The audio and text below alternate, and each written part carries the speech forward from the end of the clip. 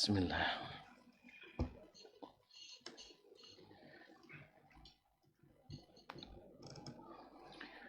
Assalamualaikum warahmatullahi wabarakatuh. Alhamdulillahi wa kafa.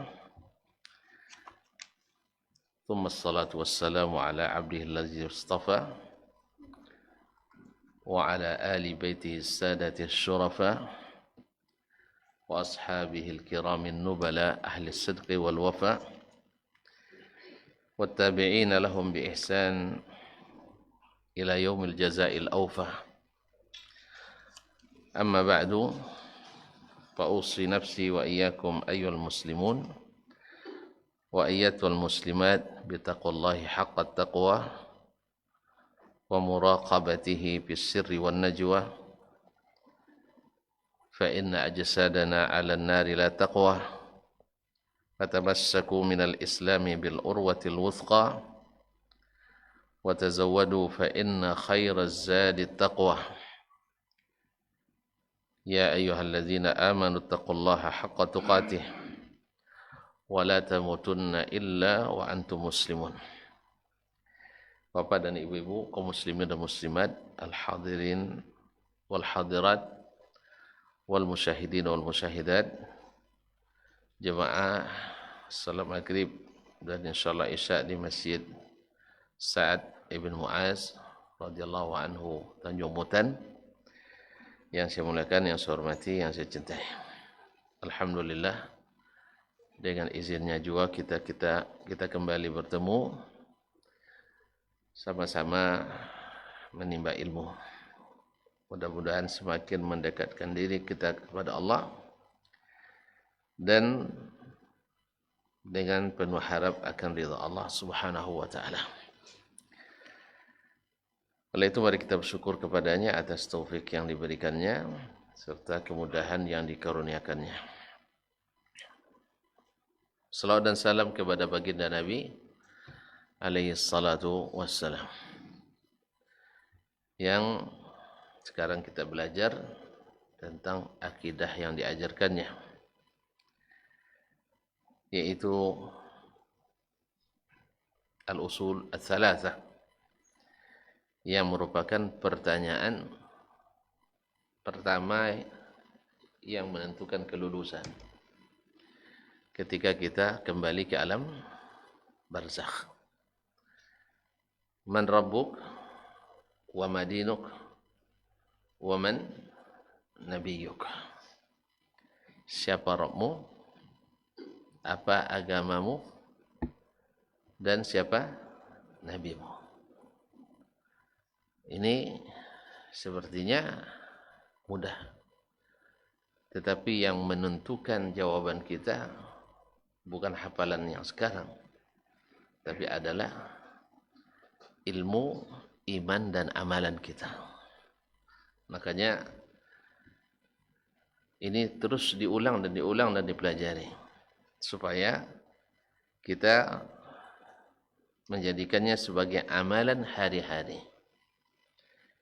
Mengenal Allah, mengenal agama, dan mengenal Rasulullah sallallahu alaihi wasallam. Semakin kita kenali Allah, semakin cinta kita kepadanya. Semakin tahu kita hak Allah dan kewajiban kita kepadanya. Dan semakin berharap pula kita akan nikmat yang dijanjikannya. Karena terbukti bahwa Allah tak pernah mungkir janji. Semakin kita mengenal Islam, semakin terasa betapa indah dan hikmahnya Islam itu. Karena dengan Islamlah alam ini mendapatkan rahmat, menciptakan kasih sayang dan kedamaian. Hanya Islam yang bisa memberikan itu. Yang kedua, di akhirat pun kita minal aminin, orang yang aman dari api neraka. Dan selain daripada Islam dah. Wa may yabtaghi ghairal islami dinan falan yuqbala minhu wa huwa fil akhirati minal khasirin. Siapa yang mencari selain Islam sebagai agama tak akan pernah diterima. Di akhirat dia menjadi orang yang merugi. Orang merugi itu adalah orang-orang yang tidak masuk Islam. Kemudian semakin kita mengenal dan mendalami tentang Nabi alaihissalatu wassalam, maka semakin cinta kita pula kepadanya. Karena segala sifat kebaikan itu ada pada pribadinya. Dan memang sudah fitrah manusia mencintai orang-orang baik-baik. Dan tidak ada yang baik melebihi baiknya Nabi kita Muhammad sallallahu alaihi wasallam. Dan semakin tahu kita betapa besar perjuangannya dan berapa besar jasanya kepada kita. Bayangkan dari sana jauh sekali sampai hidayahnya ke negeri yang kita cintai ini. Mudah-mudahan Allah jaga, Allah pelihara Islam kita, iman kita di negeri yang mudah-mudahan diberkahi Allah ini. Baiklah kaum muslimin, kaum muslimat yang dirahmati Allah Subhanahu wa taala. Kita kemarin sampai pada al-asl tsalis, yaitu ma'rifatu Rasulullah sallallahu alaihi wasallam, ma'rifatu nabiyyikum Muhammad wa huwa ibnu Abdullah ibnu Abdul Muttalib ibnu Hashim. Dan Hashim min Quraisy, dan Quraisy adalah dari bangsa Arab, dan orang Arab itu adalah keturunan Nabi Ismail bin Ibrahim. Keturunan Arab itu adalah dari jalur Ismail. Karena dari anak Nabi Ibrahim ada dua, Ismail dan Ishaq. Ismail menikah dengan orang Arab. Dari situ lahir bangsa Arab. Sedangkan Ishaq itu adalah datuknya orang Yahudi, Bani Israel. Dari Ishaq lahir Yakub. Yakub melahirkan atau memiliki 12 anak. Salah satunya adalah Nabi Yusuf alaihissalam. Dari keturunan yang 12 anak itu, dari situlah suku-suku Bani Israel yang 12 itu. Dan semuanya berinduk kepada Nabi Ibrahim alaihissalam. Dan Ibrahim dari keturunan Sam ibn Nuh alaihissalam. Ma'asyal kiram dirahmati Allah. Kita sampai pada nasab beliau kemarin.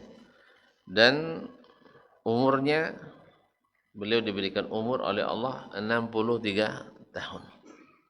Itu tandanya orang semulia apapun pasti akan habis juga ajalnya.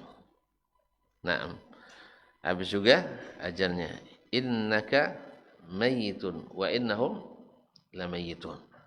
Sesungguhnya engkau akan mati, ya mereka pun akan mati.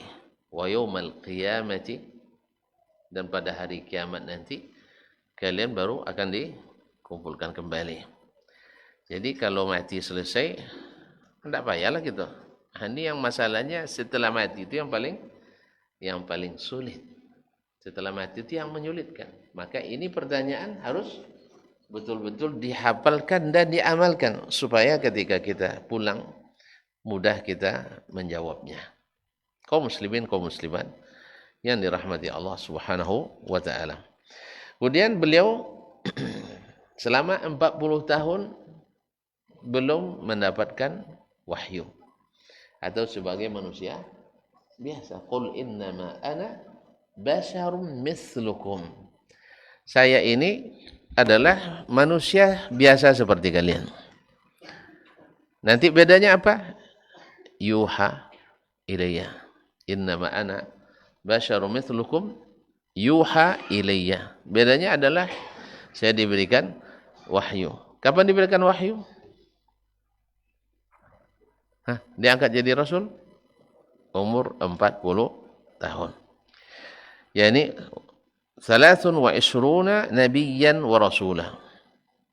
Yani minha arba'una qabla an-nubuwah. Dari 63 tahun umur Nabi, ini hitungan tahun Hijriyah atau tahun Qamariyah. Tahun Qamariyah. Kalau dihitung dengan tahun Syamsiyah atau Masehi, umur Nabi ada hanya 61 setengah ya. Nah, karena beliau wafat 610.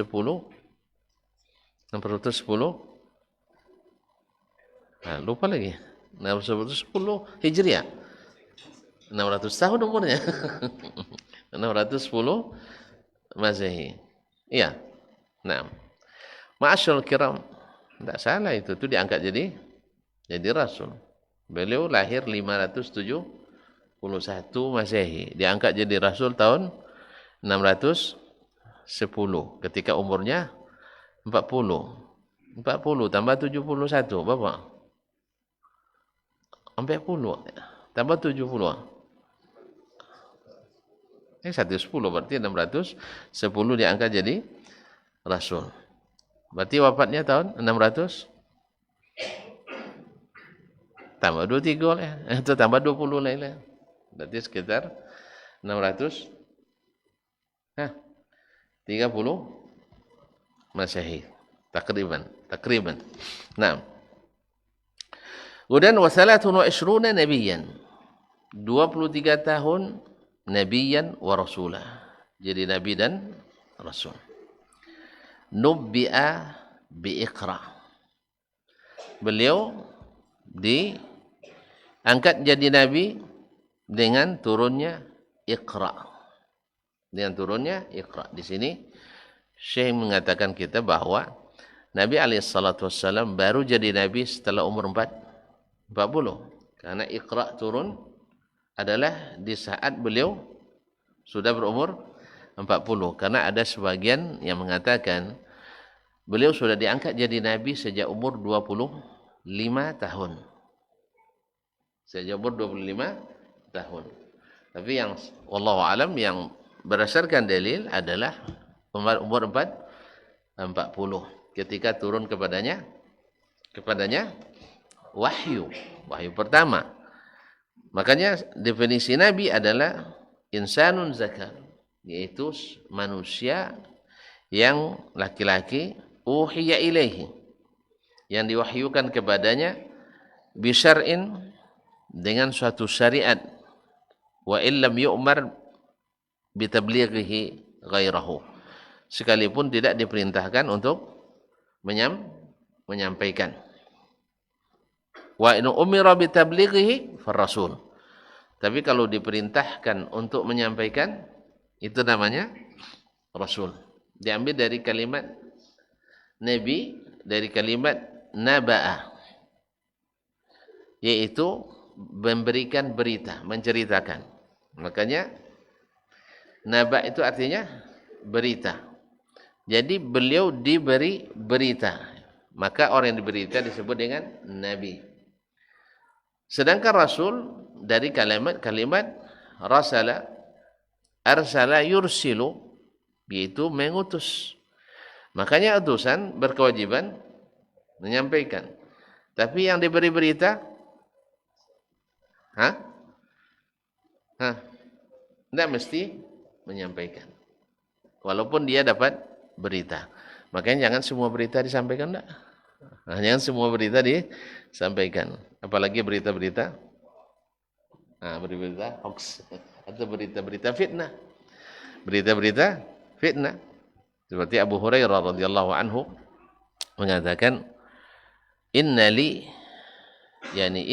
kisaini minal ilmi. Amma ahaduhuma faqad basastuhu. Saya punya dua keranjang ilmu. Dia mengistilahkannya dua bejana atau dua wi'a ini. Dua bejana yang isinya ilmu. Amma ahaduhuma faqad basastuhu.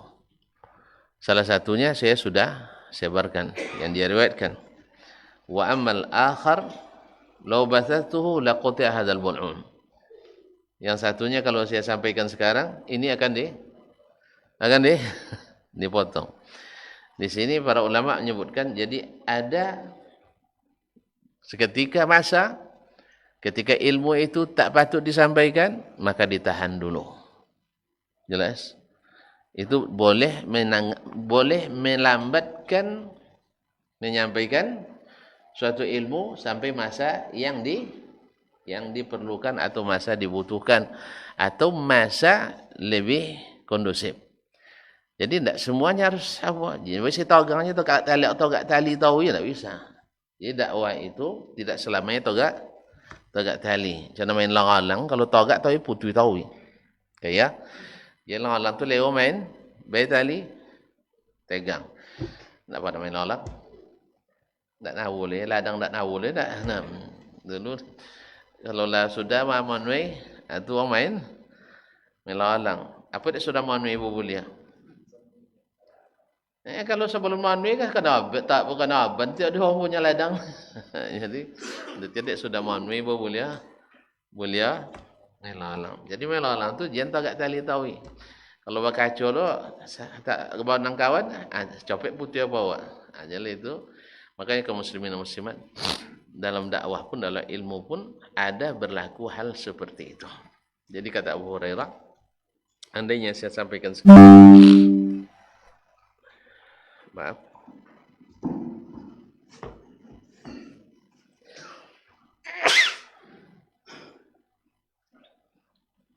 Alhamdulillah.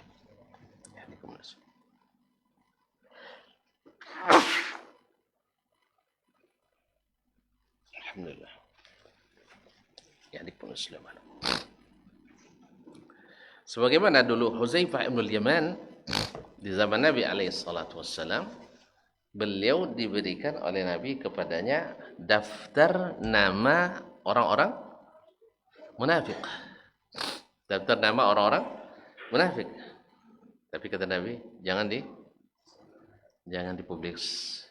Jangan diberitahu yang lain. Apa sebab? Hah? Kalau sebab disebarkan terjadi fitnah. Aduh, kalau malam pai kan lah sudah di bait saya silang dari rumah pintuan munafik tu. Jadi pekerjaan besar bagi Nabi dan para sahabat nanti. Sebab kalau Nabi tentu tak akan melakukan kecuali dengan wahyu. Tapi kalau orang-orang ini kan dah kadang dibawa oleh semangat. Oleh semangat sebagaimana kita juga hari ini, masya-Allah. Ya, semangat kadang menggebu. Jadi semangat itu perlu. Tetapi yang lebih perlu adalah semangat dengan ilmu.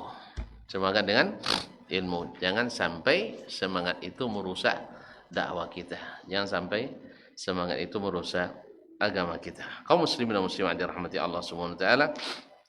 Oleh sebab itu risalah itu lebih umum daripada an-nubuwah.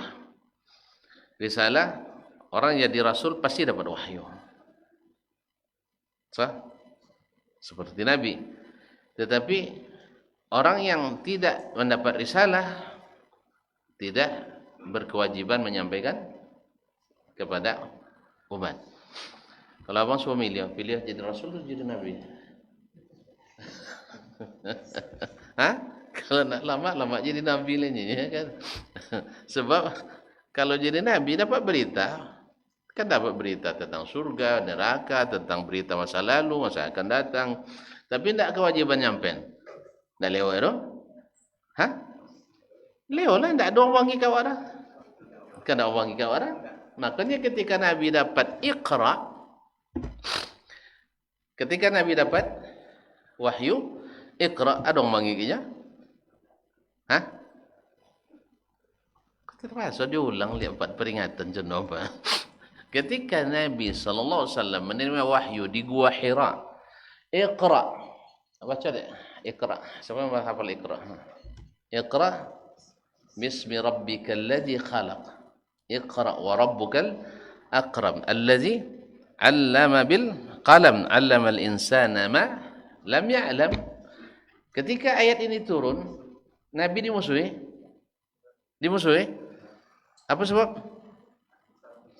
Alun disuruh nyampen lah. Lagipun itu tidak akan menyinggung sedikit pun budaya dan kebiasaan orang Arab. Bacalah. Apa salah baca? Ya kan? Bismi rabbikal ladzi khalaq, dengan menyebut nama Allah yang menciptakan, mereka juga yakin Allah menciptakan. Alladzi 'allama bil qalam, yang mengajar dengan qalam. 'Allamal insana ma lam ya'lam. Ini semuanya sejalan dengan keyakinan orang Arab waktu itu, bahwa Allah pencipta, bahwa Allah yang mengajarkan ilmu, dan ilmu itu dipelajari dengan perantaraan pena, dan Allah mengajar kepada manusia apa yang mereka tidak ketahui. Makanya belum bersinggungan dengan kepentingan orang-orang Arab, orang-orang jahiliyah. Taib, kapan baru jadi dimusuhi? Kita dengarkan. Berkata Syekh rahimahullah ta'ala, wa ursila bil muddathir, dan dijadikan dia sebagai rasul ketika turun ayat ya ayyuhal muddathir qum fa'anzir wa rabbaka fakabbir wa thiyabaka fatahhir wa rujza fahjur wala tamnun tastakthir. Wahai orang yang berselimut, qum, bangunlah, fa'anzir, beri peringatan. Di sini didahulukan kalimat beri peringatan. Apa sebab?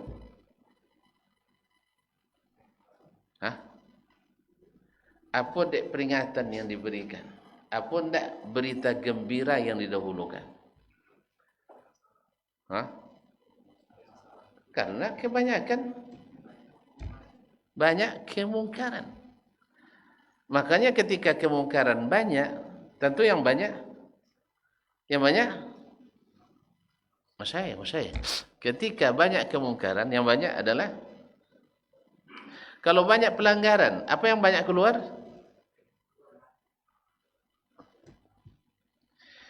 Kalau di kampung, tidak ada melanggar aturan cira. Apa no kalau? Ya tidak puan nak tiraman di kampung. Baik, di masjid ke, misalnya, tidak ada pelanggaran. Kalau tidak ada pelanggaran, berarti lui jalan sudah. Kalau ada lui jalan sudah, apa biasa sampai doang? Apresiasi, hadiah, ya kan? Kan ya? Siapa yang rajin ke masjid, nih. Tapi kalau mulai jak masuk masjid, lah kaki kiri lunda. Sudah itu, sampai lo masjid, langsung duduk atau guliang. Buka, kalau saya buka HP. Sudah video lah, suara sangat-sangat. Belau gula sana dalam. Main game le dalam masjid. Tu ndak wow dah. Ndak tuan-tuan wow. Lagi kan? Tapi kalau sampainya masuk masjid, dalam tangan kanan dia, tangan kanan. Mangkat tu lah. Kaki kanan. Situ berdoa. Bismillah. Sudah itu tagaknya. Salat sunat. Sudah itu duduk, ambil Al-Quran dia. Sudah itu zikir. Perlu dibangi dulu lah. Perlu bangi? Kan tak ada? Anak-anak masuk masjid. So, ambil uduknya, so saja. Langkah kanan. Sudah itu salat. Sudah itu duduk. Sudah itu zikir. Entok-entok. Kan bangi? Tak. Ada peringatan? Tak kan buat peringatan dulu. Cuma makanya tak ada sih keperingatan. Tidak boleh tidur dalam masjid. Kan tak ada lah. Ini soal tak ada orang tidur dalam masjid sih. Kan ya? Ada orang lolok di masjid. Tak ada aja. Kau bisa, kau capek pulangnya je. Tapi kalau ada orang lolok di masjid, kalau boleh stiker. Kan ya? Dilarang tidur di dalam masjid. Kalau lah banyak lo bercipua dalam masjid. Kalau pengumuman dilarang bercipua dalam masjid. Paham bercipuanya? Lain. Nah. Dan sebagainya. Makanya kaum muslimin dan muslimat rahimanillah wa iyyakum, ketika dulu di masa as-salaf, sunnah itu yang dominan, jarang orang membahas lawan sunnah. Nah, tapi ketika lawan sunnah yang dominan, maka sering orang memperingatkan supaya jangan melawan yang lawan sunnah dan seterusnya. Ketika di zaman Madinah tauhid sudah tegar. Apa yang banyak turun? Di Madinah. Setelah tauhid sudah mantap, apa yang banyak turun ni? Kayak terpaksa mulut Nabi contoh ndak isandar. Di Makkah ayat-ayat dakwah Nabi isinya kebanyakan masalah tauhid syirik. Apa sebab? Karena di situ banyak kaum musyrikin, banyak kesyirikan, banyak kaum kafirin, banyak kekufuran. Sampai Madinah? Di Madinah? Di Madinah. Masih banyak orang syirik lah. Yang banyak? Ya Allah ya Rabbi. Di Madinah, siapa pemerintah? Nabi. Berarti yang memegang kekuasaan? Wa Islam. Berarti yang dominan? Wa Islam. Makanya yang banyak turun di Madinah tentang hukum. Ayat-ayat dan hadis-hadis tentang hukum. Tentang ibadah, tentang zikir, tentang sedekah, tentang ini. Dek banyak luang munafik di Madinah. Kan ada orang munafik banyak sekali. Sampai 3 hati. Sekali itu banyak. Makanya tak bisa dihapus yang munafik awak kan. Ya kalau ada orang munafik awak, tak payah nantun. Kalau payah nantun jangan baca Quran. Kalau payah nantun payah baca Quran. Tapi kalau kodok baca Quran tentu mana yang munafik. Tetapi manhaj Nabi kepada orang munafikin ditembak ada? Nabi ke orang munafik ditembak ada? Dibom pedang dah? Dibongkai? Enggak. Mereka karena menamakan dirinya Muslim dan hadir di masjid, salat bersama Nabi, maka dia muamalah dengan mereka seperti orang Islam. Seperti orang Islam. Botan tu mereka ketika mereka mati, Nabi tidak mau menyolatkan. Bila mati kan tak ada masalah kan? Nabi tidak mau menyolatkan. Kalau mati kan dibunuh aja orang sudah mati dah. Kan taklah. Fahamnya tak? Tapi kalau masih hidup, Nabi-nya bentuk munafik doh, tidak dicari doang. Kaya? Makanya Nabi tidak buka daftar itu di depan umum. Dan mereka masih dianggap sebagai orang Islam. Tetapi Allah Subhanahu wa taala Maha tahu apa yang ada dalam hati mereka.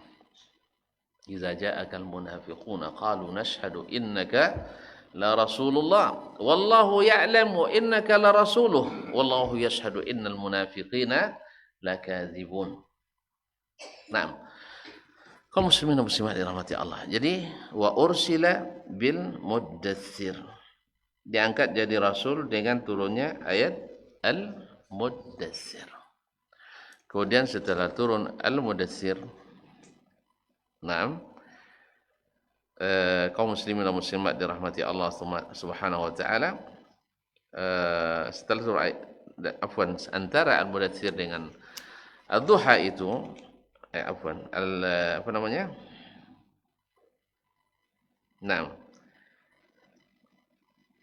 Setelah turun Iqra. Kalau tidak turun ayat. Ya, namanya fatrah al-wahyi. Terputus wahyu. Dah mulailah Nabi Isau kan? Mulai Nabi Isau. Akhirnya turun kepadanya surat Al-Mudaththir. Dia angkat jadi rasul. Dia mengatakan sampai berapa bulan itu Nabi tidak turun kepadanya wahyu. Setelah turun Al-Mudaththir, maka Nabi alaihi salatu wassalam thumma hamiyal wahyu wa tataba. Kemudian wahyu setelah itu turun dan berturut-turut turunnya. Nah, sejak itu Nabi alaihi salatu wassalam harus menyingsingkan lengan. Kalau menyingsingkan lengan apa maksudnya? Lolo oleh? Kerja keras. Kerja keras, berdakwah. Tidak ada istirahat lagi. Jadi beliau sejak itu tidak lagi mengenal istirahat lagi. Pokoknya segala tantangan-rintangan harus dihadapi. Karena itu yang disampaikan oleh Waraqah ketika turun kepadanya wahyu Iqra itu. Sampai Waraqah katakan, andainya saya ini law kuntu fatan jazaan iz yukhrijuka qaumuka la ansurannaka nasran muazzara. Andainya saya masih muda belia di saat engkau diusir oleh kaummu. Baru dapat Iqra, sudah dapat alun hilang takwi gegek dapat kan gegeknya. Jadi Nabi alaihi salatu wasallam ketakutan turun. Nah, datang pula berita yang lebih dahsyat lagi, akan diusir dari kampungnya. Awak kalau sabuk doang, ji tak boleh balik lagi ni. Apa sebab? Tak boleh doang mengajinya. Apa padan son? Tak gigir Amak awak di situ, ayah awak di situ, mintu awak di situ, calon mintu. Nah, anak cucu dan sebagainya di situ. Sudah itu tidak boleh kakian. Tapi itu yang terjadi. Dan Nabi Muhammad SAW tentu merasa heran, awam mukhrijiyahum, saya yang seperti ini, yang mereka puji-puji, yang mereka harap-harap, yang mereka elu-elukan, akan diusir. Kata Waraqah, na'am. Tidak seorang pun yang datang kepadanya, malaikat yang datang kepadamu, kecuali dimusuhi. Subhanallah. Kalau gitu jangan siapa berdakwah ni. Ya. Ini kalau berdakwah memang begitu. Tabiatnya seluruh nabi dan rasul. Santok-antok je bang yang kau kan ya? Antok-antok kan wanginya tak? Ada sekali ya, orang bibangi sodo. Dan atau wangi lah. Kena wangi atau kita tak wangi. Coba bayangkan.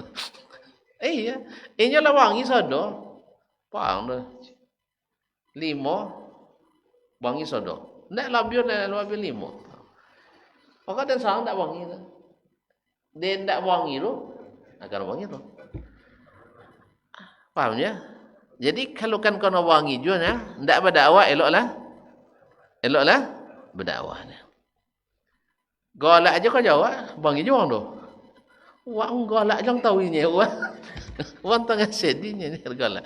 Jadi tidak ada elok di dunia kecuali kita mengikuti apa yang diperintahkan oleh Allah dan Nabi sallallahu alaihi wasallam. Tentu saja bukan karena salah Nabi berdakwah, tidak. Nabi subhanallah tidak ada orang biasa jenisnya orang. Kehalusan ketinggian budinya, kehalusan akhlaknya dan sabarnya, dan subhanallah segala pendukung keberhasilan dakwah ada pada Nabi alaihi salatu wasallam. Awak sebagian seketik dan pendukung dakwahnya sebagian besar meruntuhkan dakwah dia pada pribadi kita. Iya kan? Karena pos kene wangi menggelanjang kan? Menggelabang tu ngelanjang. Menggelabang. Saya kene itu sih wong gelabang. Tak usah dakwah kan? Nah. Digibah sama orang. Baca orang nama gibah, buat tumbuk. Ini. Tapi Nabi alaihi salatu wassalam dipukul orang, ditarik orang, tapi beliau tidak membalas dengan keburukan. Itulah Nabi alaihi salatu. Tapi walaupun demikian, akhirnya terjadi apa yang dikatakan oleh Waraqah, yaitu Nabi, apa yang dikatakan Waraqah tadi? Akan diusir. Akhirnya Nabi memang harus meninggalkan Mekah seperti yang diberitakan. Karena memang dalam Taurat dan Injil yang dibaca oleh Waraqah sebelum Nabi diutus, bahwa Nabi itu akan hijrah ke suatu negeri yang banyak kurmanya, payau airnya. Tahu payaunya? Rawa. Payau tentu, tidak tahu ya. Apa maksud payau? Orang kira peternakan. Payau, itu tidak tahu jadi. Hah? Ada yang dinas perkebunan. Air rawa tahu tuh. Nah, nanti ambil airnya 1 gelas minum. Nah, itulah payau tuh. Nah, aduh sini rawa dekat sini, ambilkan airnya. Kita coba sekarang. Airnya agak apa nama istilah kapurnya tinggi, zat kapurnya tinggi, dan itu bagus untuk tumbuh-tumbuhan seperti sawit yang memerlukan banyak air seperti kurma dan sebagainya. Namanya payau ya. Hafal dia. Nanti cari kamus besar bahasa Indonesia. Baik, masuk itu. Baik. Cukuplah di sini ya. Sambung lagi sampai azan subuh lagi. Baik, sampai kapan insyaallah. Silakan.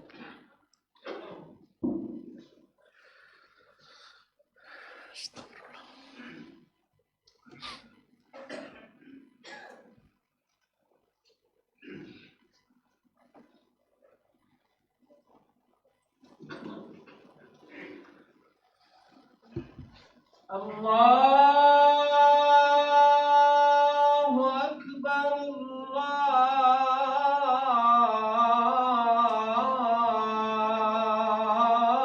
Allahu Akbar, Allahu Akbar, Allahu Akbar.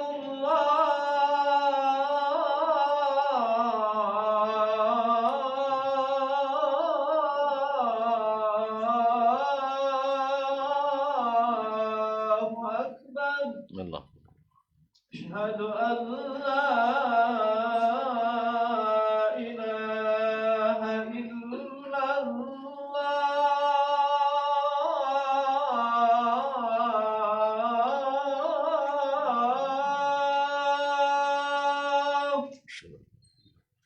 أشهد أن لا إله إلا الله.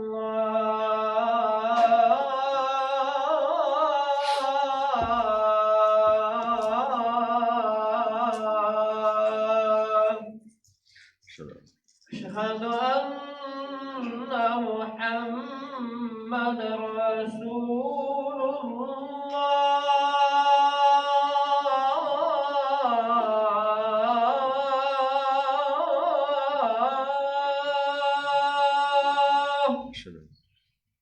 أشهد أن محمد رسول الله.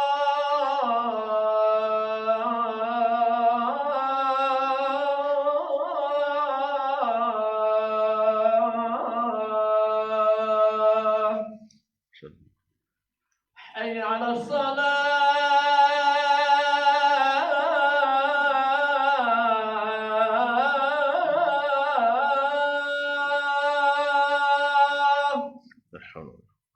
حي على الصلاة.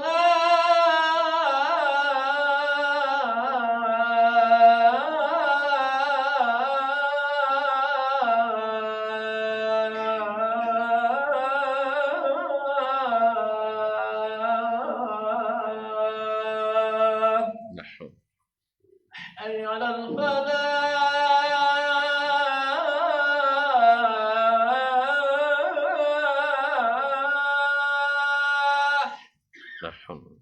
حي على الفلاح.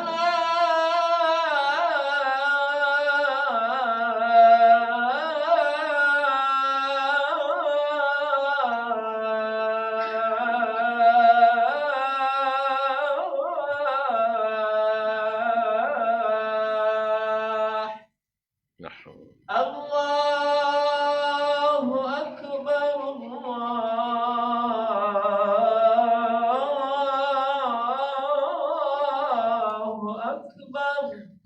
Allah.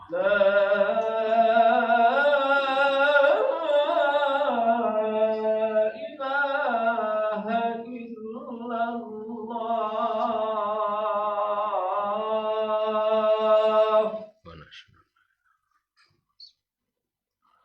la ilaha illallah.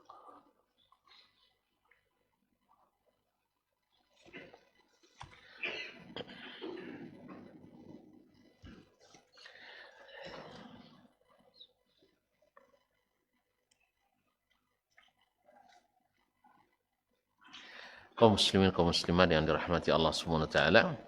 Kemudian pada Syekh melanjutkan wa baladuhu Makkah.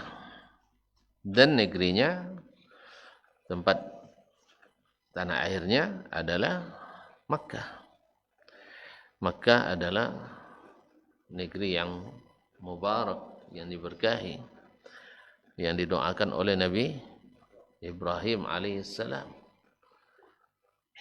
Ibrahim mendoakannya menjadi negeri yang aman, negeri yang diberkahi, negeri yang bertauhid.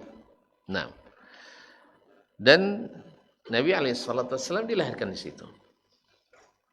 Dan kedatangan Nabi alaihissalam dari Makkah adalah salah satu dari cara Allah untuk mengabulkan doa Nabi Ibrahim alaihissalam. Ketika beliau membangun Ka'bah, beliau membayar Rabbana wa ba'ath fihim rasulan minhum yatlu alaihim ayatika wa yu'allimuhumul kitaba wal hikmah, dan bangkitkanlah kepada mereka seorang rasul dari kalangan mereka sendiri, artinya dari keturunan orang Makkah sendiri. Nah, yatlu alaihim ayatika, ia akan membacakan kepada mereka ayat-ayatmu. Wa yu'allimuhumul kitab wal hikmah, dan mengajarkan kepada mereka Alkitab dan Al-Hikmah. Imam Syafi'i mengatakan Alkitab, kalau setelahnya ada kalimat Al-Hikmah, yang dimaksud adalah As-Sunnah. Adalah As-Sunnah. Karena as-sunnah itu disebut dengan hikmah karena apa? Karena sunnah itu pasti benar. Karena kalimat hikmah dalam bahasa Arab, makna asli dari kalimat hikmah itu adalah isabatul haqq. Isabatul haqq, yaitu menepati kebenaran. Menepati kebenaran, walaupun redaksi para ulama dalam mendefinisikan hikmah bermacam-macam. Imam Al-Ghazali misalnya adalah fi'lu ma yanbaghi fi ma yanbaghi bima yanbaghi, yaitu melakukan sesuatu yang patut di tempat yang patut dengan cara yang patut. Ada yang mengatakan adalah al-hikmah dengan makna dari kalimat aslinya al-ihkam, yaitu profesional. Kalau orang profesional dalam berbuat sesuatu, otomatis juga benar. Ya, misalnya bikin bangunan, ahli bangunan, maka hasilnya bangunannya benar. Ahli pertanian dengan ilmu pertanian, maka insya Allah dia profesional. Peternakan dengan peternakannya dan sebagainya. Makanya itu makna daripada kalimat al-hikmah. Makanya hikmah itu lahir biasanya dari orang-orang yang berilmu.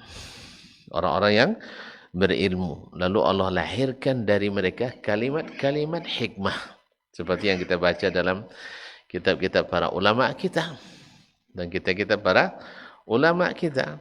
Misalnya perkataan Imam Ibnul Qayyim misalnya. Dalam yang sering mungkin kita ulang. Tapi ini memang seperti itu terjadi. Dia seolah-olah perkataan Nabi. Tapi dia bukan perkataan Nabi. Tapi dia menghimpun dari pemahamannya terhadap Al-Quran dan hadis-hadis Nabi SAW. Misal perkataan beliau. Man akhazal ilma min ainil ilmi thabat. Siapa yang mengambil ilmu dari mata airnya ilmu itu. Al-Quran dan Sunnah, sabat, dia akan kokoh. Makanya kita lihat, setelah dakwah kembali kepada kitab dan sunnah dan berpegang teguh kepadanya, kita lihat orang-orang kokoh, ya bang ya, dibanding dengan yang tidak menyuruhkan itu. Ya, kadang pegang, kadang lepas. Tapi kalau dakwanya Al-Quran dan Sunnah bersih, tidak mengaitkan kecuali kepada keduanya, maka dia tidak terpengaruh oleh pendapat sianu dan siana. Tetapi yang dia pegang adalah Al-Quran dan Sunnah, dia akan kokoh karena bersih. Barangnya asli, makanya kokoh. Wa man akhadzal ilma min jarayanihi. Tapi kalau sudah ambil ilmu dari aliran-alirannya, berarti kita ngambil dari aliran ini, aliran ini. Kan banyak aliran dalam Islam nih. Perumbarnya Al-Quran Sunnah juga semuanya. Tapi ngambilnya bukan di sana lagi. Tidak mengembalikan ke situ. Maka akhadzathu amwajul fitani wa subhat. Dia pasti akan terombang-ambing oleh fitnah dan subuhat. Dongan niko, iya loso. Dongan niko, iya jua. Akhirnya diuang diawak. Non diuang diawak. Lalun. Sitan iya jua siko. Yo di sana senang, di sini menang. Jadi tidak ada kebenaran yang mutlak katanya. Subhanallah. Kalau tidak ada kebenaran yang mutlak, untuk apa diutus Nabi dan Rasul? Kalau kebenaran berdasarkan logika, kalau logika memang relatif, tidak ada gunanya Nabi dan Rasul diutus untuk menjelaskan mana yang hak, mana yang batil. Ini akal sehat manapun tak akan menerima bahwa tidak ada kebenaran mutlak. Pasti ada kebenaran yang mutlak. Pasti ada. Makanya Allah katakan al-haqqu min rabbik fala takunanna minal mumtarin. Pasti ada kebenaran mutlak dari Allah SWT. Itulah gunanya diutus para nabi dan rasul. Nah, orang yang tidak sampai pada itu, dia katakan tidak ada kebenaran mutlak, sehingga dia terombang-ambing. Ya, dengan retorika, makanya kata beliau ni wa akhadzathu wa malat bihil ibarat. Sehingga akhirnya dia cenderung kepada retorika. Mana yang paling pandai menjawab, lebih meyakinkan, walaupun banyak kesalahan, itu yang diikuti. Akhirnya waqtalafat alaihil aqwal, sehingga dia bingung menentukan mana perkataan yang harus diikuti. Semuanya benar. Ya, seperti sekarang kita, Masya Allah. Ya, sekarang kita, Masya Allah. Ya, sejak beberapa Idul Fitri kemarin raya tidak sama juga, ada 1A, 1B, 1C, 1D dan 1E. Idul Fitri tanggal 1, kan tanggal 1 Syawal. Iya. Idul Fitri kan 1 Syawal atau 21 April? Serius ya? 21 1 Syawal, bisa 1 Syawal di Indonesia 5.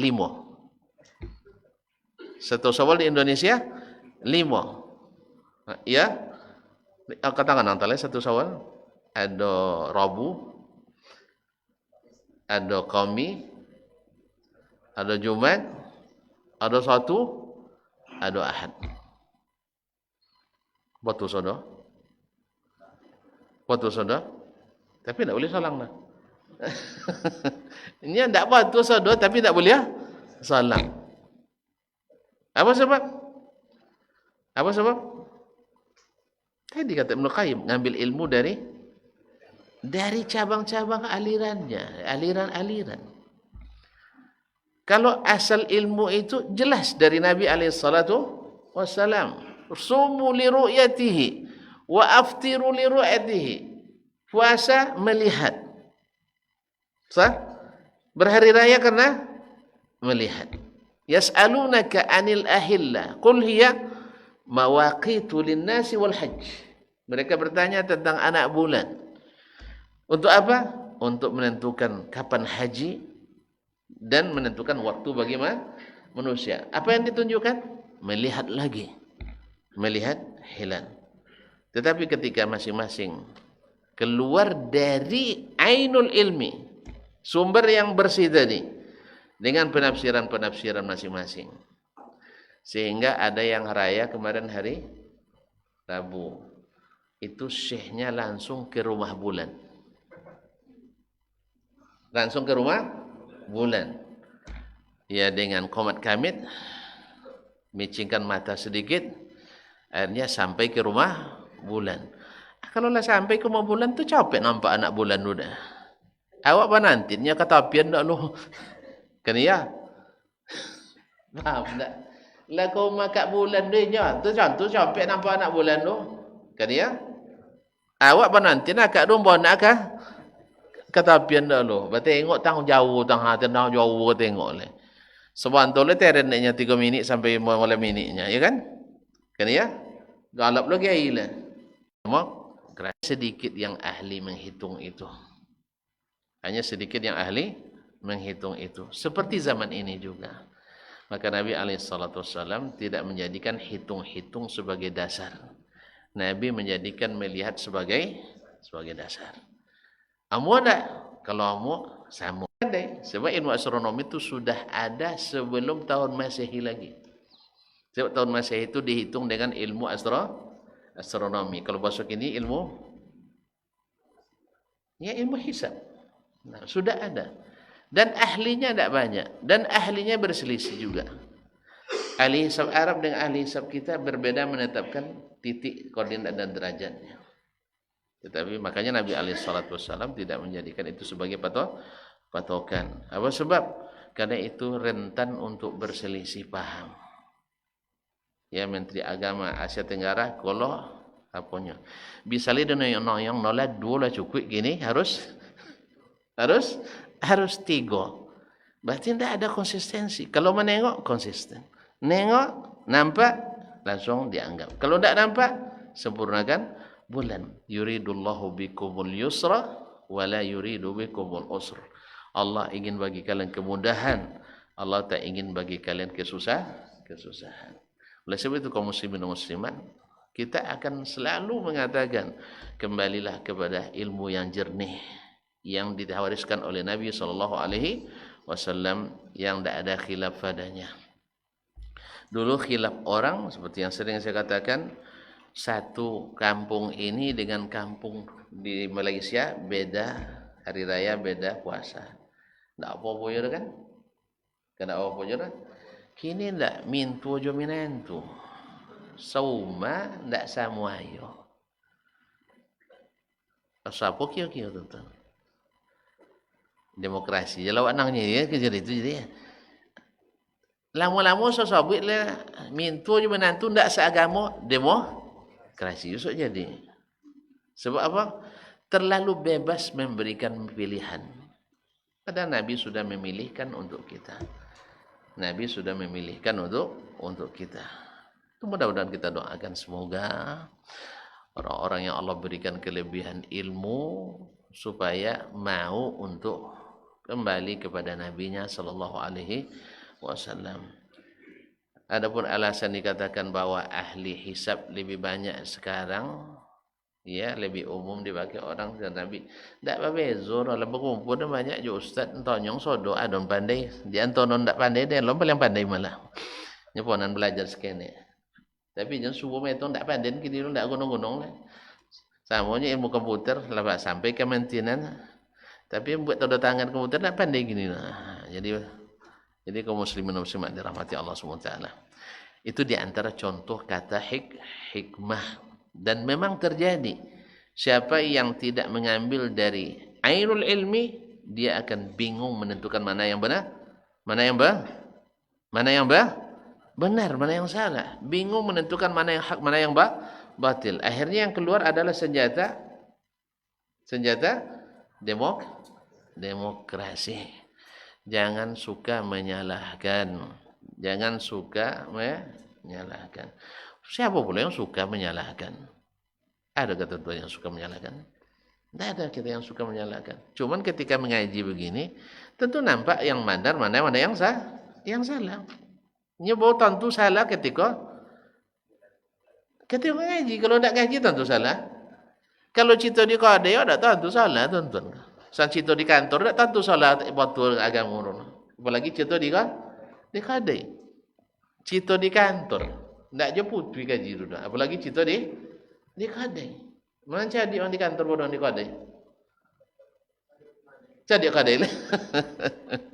Jadi di kadai betul jurusnya. Jadi saja di kantor tak selalu jika di Nikah dia tidak masalah sih. Bila tentu, bila ngaji. Ngaji dengan ilmu. Bukan kaji yang sifatnya hanya memuaskan keinginan dan nafsu. Tidak. Siapa bonnya? Ajen bonang kau kajinya. Bonang lay pandai gol. Hati-hati. Tidak kerja leru dah. Pasti kajinya demokrasi nanti itu. Jen salang-salangnya tidak boleh nyalawang tu dah nyanyi. Nah, sama wak domam ya, wak sakit. Bila botan tu wak sakit? Hah? Bila botan tu sakit? Lah tidak selera makan. Itulah parah sakit je kalau lah tidak selera makan. Kau ndaknya dia tengok tampilannya badan atletis. Ya saya? Inyo ganteng klimis. Ya, bagi le au sikit abu memang ya. Pinggang ramping. Badan berotot. Kasan di bawah suwo nikah botan tu. Hah? Botan tu. Kasan dah? Kasan dah sehat dah. Botan tu setelah diuji. Atau setelah kalau bahasa kini apa namanya yang preso sodoro? General preso kesehatan apa namanya? General check up preso sodo. Akasan subhanallah. Asam urat lah di atas 10. Kolesterol lah 300. Darah tensi itulah biar mana lah kadang wangi-wangi tengok orang ngaji. Naik tensi. Botan tu setelah preso. Bo ke ahlinya, bo ngaji, buka buku. Botan tu mana yang ada. Tapi kalau tidak ngaji mana bisa, tidak tentu. Lah kronis botan tu contoh tadi, tidak awas lewat tidak awas lewat makan itu botan tu lah dokek contoh malaikat maut tu botan lihat kan. Dia mak saya keliru dah selama ikosannya ya tirunya. Nyala nampak jalan ke mana kan pai tu. Kalau lewas lah duduk malaikat maut tu ke awak. Kalau nampak jalan ke mana kan adok tu. Itu tiap abang ngerti. Jangan nanti sampai macam itu. Jangan nanti sampai macam itu. Jadi kaum muslimin dan muslimat dirahmati Allah SWT. Jadi perkataan Ibnu Qayyim ini kalimat hikmah. Kenapa? Karena beliau berilmu. Makanya hikmah itu sering diberikan kepada orang-orang yang berilmu, apalagi Rasulullah sallallahu alaihi wasallam. Sehingga sunnah Nabi disebut dengan al-hikmah karena selalu benar. Jadi wabaladuhu Makkah, negeri kelahirannya, negeri tumbuh kembangnya, bahkan negeri beliau diangkat jadi rasul adalah Makkah. Dan Nabi sangat mencintai Makkah. Sangat mencintai Makkah. Kaum muslim, gimana beliau tidak mencintai? Situ lahir, situ main, situ tumbuhnya, situ beristri, beranak, situ berkawan, situ diangkat jadi rasul. Di situ rumah paling mulia. Inna awwala baitin wudi'a lin-nas lallazi bi Makkah. Sekali solat di situ 100.000 kali solat lebih faedahnya. Ya. Tapi subhanallah, Allah harus menguji cintanya ini. Apakah cinta negeri atau cinta Allah Subhanahu wa taala? Maka Nabi mengajarkan kepada kita cinta kepada Allah itu lebih didahulukan dari cinta kepada pun. Ini boleh ketika hijrah itu menangis ya. Menangis. Ya. Kenapa? Wallahi innaki la ahabbu biladillah ilayya. Sesungguhnya engkau adalah negeri Allah yang paling aku cintai. Laula anna qaumi akhrajuni ma kharajtu minki. Atau kama qala sallallahu alaihi wasallam. Kalau bukan karena orang-orang itu yang memaksaku keluar, aku tidak akan meninggalkan Muhai Makkah. Dan pergi ini adalah pergi yang tak boleh balik lagi. Maksudnya untuk tinggal kembali di Makkah dah. Setelah Nabi hijrah, siapapun yang hijrah diharamkan untuk kembali ke, bukan kembali maksudnya tidak datang-datang, bukan. Maksudnya tidak boleh lagi meninggalkan atau bertempat tinggal lagi di Makkah. Nah, Makanya mereka datang, ada untuk berdakwah, ada untuk haji umrah, ada. Cuman untuk kembali tinggal di Makkah itu dilarang. Khususnya Nabi alaihi salatu wassalam. Kaum muslimin dan muslimat yang dirahmati Allah, wa hajara ilal Madinah. Beliau hijrah ke Madinah tahun ke 13 kenabian. Ya 13 tahun beliau berjuang dengan segala rintangan dan tentangan, tapi Allah ingin mengatakan kepada Nabi dan kepada para sahabat bahwa untuk masuk surga itu memberat, bahwa untuk dakwah itu memberat, bahwa dakwah itu tidak dengan kun fayakun, dan bahwasanya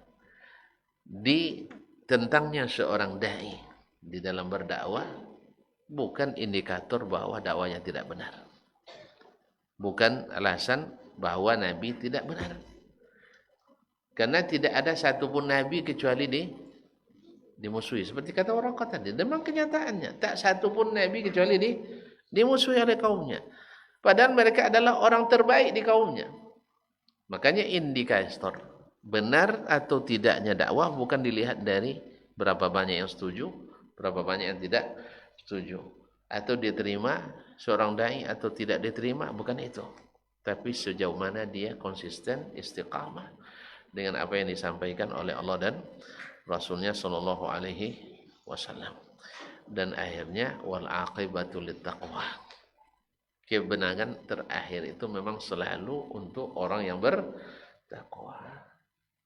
Nabi alaihissalatu wassalam tidak lama, kalau tetap di Mekah lama 13 tahun, tapi hijrah ke Madinah, alhamdulillah 8 tahun di Madinah bisa kembali menguasai kota Makkah. Semuanya di bawah bimbingan Allah Subhanahu wa taala. Beliau dengan tetap menjaga fabima rahmati minallahi linta lahum, dengan rahmat dari Allah kamu berlemah lembut dengan mereka. Bayangkan berlemah lembut dengan orang-orang yang memusuhinya saja, apalagi dengan orang yang bersahabat dengannya. Walau kunta faddan ghalidhal qalbi lam faddu min hawlik. Kalau kau berhati keras dan bersikap kasar, pasti mereka akan meninggalkanmu. Jadi seorang dai sangat-sangat dibutuhkan untuk harus lemah lembut, khususnya kepada orang yang dekat dengannya, bahkan kepada orang yang akan didakwahinya. Kalau keras, kita akan ditinggalkan. Sang lilambu ini tinggalnya apalagi lah kau yang tidak menonton, akan lebih ditinggalkan orang. Wallahu taala alam. Kalau sampai di sini dulu, karena ngaji ke tauhid ini memang enak, memang enak, menambah semangat, menambah iman, dan menambah keyakinan kita. Mudah-mudahan jawaban ini bisa kita jawab nanti ketika kita berpindah dari alam ini ke alam kubur kita. Amin. Karena kalau lulus di alam kubur, insya Allah mudah di padang mahsyar. Tapi kalau di sini tidak lulus, itu menderita sampai hari kiamat itu tidak nyaman kita di kuburan itu, tidak nyaman di alam barzakh.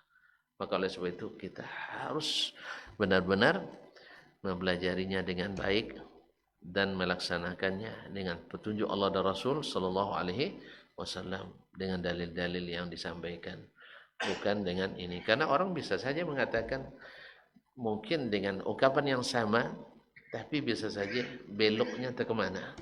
Seperti orang menafsirkan la ilaha illallah, sama maknanya la ma'budu bihaqqin illallah, tapi dalam aplikasi nyata berbeda. Ya, ketika kita mengatakan la ma'budu bihaqqin illallah, kita tidak mau berdoa kecuali kepada Allah. Dia mengatakan berdoa melalui orang lain itu tidak bertentangan dengan la ma'budu bihaqqin illallah. Bagi kita itu bertentangan. Apa sebab? Nabi melarang kita berbuat itu. Allah melarang kita mengambil perantara. Kalau kita ketika mengatakan la ma'budu bihaqqin illallah, tidak ada yang berhak diibadati kecuali Allah, tidak ada kuburan-kuburan keramat menurut kita. Bagi mereka la ma'budu bihaqqin illallah, kuburan keramat lebih didahulukan dari masjid kadang. Ya, lebih merasa makbul doanya di kuburan daripada di masjid. Sehingga tidak sedikit kuburan dibawa ke dalam masjid. Dan itu yang dilarang oleh Nabi alaihissalatu wassalam. Jelas ya? Kalau umat kita ketika mengatakan la ma'budu bihaqqin illallah, kita tidak bergelayut berdoa kecuali di multazam, di babul Ka'bah, babnya Ka'bah. Mereka bergelayut di makam-makam keramat. Ketika kita mengatakan la ma'budu bihaqqin illallah, kita tidak mau rukuk dan sujud kecuali hanya kepada Allah. Mereka melakukan rukuk dan sujud kepada syekh-syekh dan walinya. Makanya memang sama ungkapannya betul, la ilaha illallah, tapi bisa saja interpretasi dan aplikasinya berbeda. Makanya di situ pentingnya kita belajar menginterpretasikan dan mengaplikasikannya kepada generasi yang diajar langsung oleh Rasulullah sallallahu alaihi wasallam. Kita tahu setelah Nabi wafat, mereka tak patang lapiuk di kuburan Nabi untuk mencari barakah, karena mereka tahu tidak disuruh oleh Nabi sallallahu alaihi wasallam, bahkan dilarangnya. Dan setelah Nabi wafat, tak pernah mereka bertawassul lagi dengan kehormatan Nabi sallallahu alaihi wasallam, karena mereka tahu, karena Allah berfirman wa qala rabbukum ud'uni astajib lakum. Mereka tahu bahwa orang-orang yang menjadikan perantara-perantara selain Allah itu berkata, kami hanya ingin mendekatkan diri pada Allah. Sekarang kita melakukan itu juga karena ingin mendekatkan diri pada Allah. Sama alasannya. Makanya la ma'budu bihaqqin, betul sama ungkapannya. Tapi interpretasinya, pemenafsirannya, dan pengamalannya akan berbeda. Apa sebab? Sebab kita belajar dari ainul ilmi, mata airnya ilmu yang jernih. Yang dari Nabi ke sahabat, sahabat mengajarkan kepada kita, dan semuanya bersumber dari situ.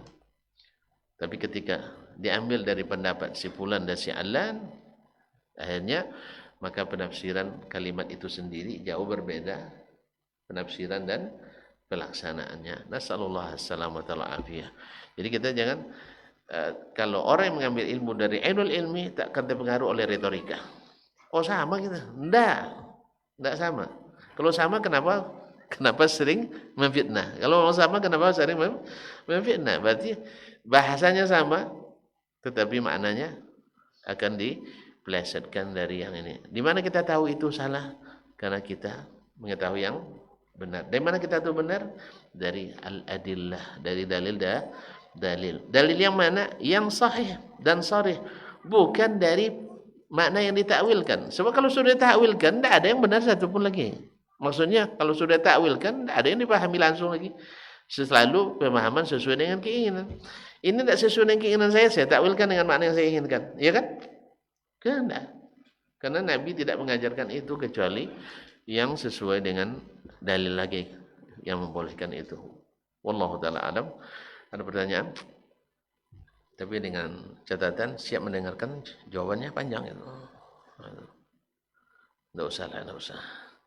Nanti habis ini aja lah tanya kan. Kalau habis ini biasanya tanyaan jawaban pendek karena Ustaz nak cepat pulang. Tapi kalau masih sekarang masih ramai, senang aja saya jawab panjang-panjang. Nah, takut yang jawab. Baik, wallahu taala alam, sallallahu ala nabiyina Muhammad wasallam. Subhanakallah bihamdik, asyhadu an la ilaha illa anta astaghfiruka wa atubu ilaik. Wassalamualaikum warahmatullahi wabarakatuh.